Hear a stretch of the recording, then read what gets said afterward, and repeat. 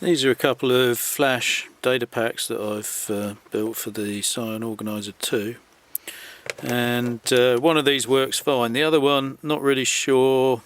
I found some solder problems with it, but that's this one. But that's just manufacturing problems, I think. There's a wire jumper here, which is because I forgot the power supply on one of the, well, I didn't forget, KiCad had a broken schematic wire. So these are normal flash chips. You need a driver to format them. So I thought it'd be interesting to make some data packs using this sort of chip. So this is a similar sort of pack, but instead of using flash chips, it uses an MRAM chip or an FRAM. It's one or the other. What's this one? This is MRAM.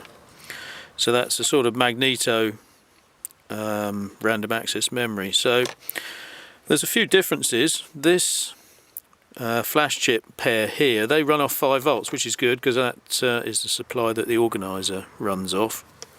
This chip is a 3.3 volt chip, so you need level shifters and a voltage regulator to drive them.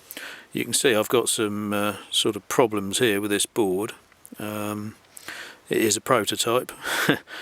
These were just KiCad problems, broken tracks again. I'm getting a lot of those recently.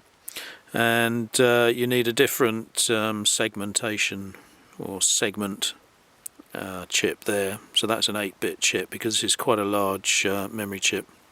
So this doesn't work, unfortunately, and the reason is that I've wired this chip up the wrong way round. Outputs to inputs, inputs to outputs. So I had to go at prototyping and wiring this up the correct way round, but it's too small and there's too many wires, so I've sent off for another board.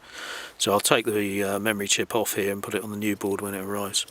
I've also sent off for another revision of this board with all the faults removed, so, and also the mechanical problems sorted out. I've also got an FRAM pack which uses a slightly different, same sort of idea, but a slightly different chip technology from a different manufacturer, but everything else is sort of roughly the same. And the idea behind these is they're like RAM packs, so you can read and write to them full speed, but they hold their contents on power off. So they're sort of like flash packs, but you don't need a formatting program. You should be able to just write to them, and they'll hold their contents without a battery. So it's sort of a RAM pack with no battery is probably the best way of looking at it. It's not really a flash pack because you don't need the driver. So when those boards come back, I'll build another one up, or a couple, one for each technology, and see how well they work.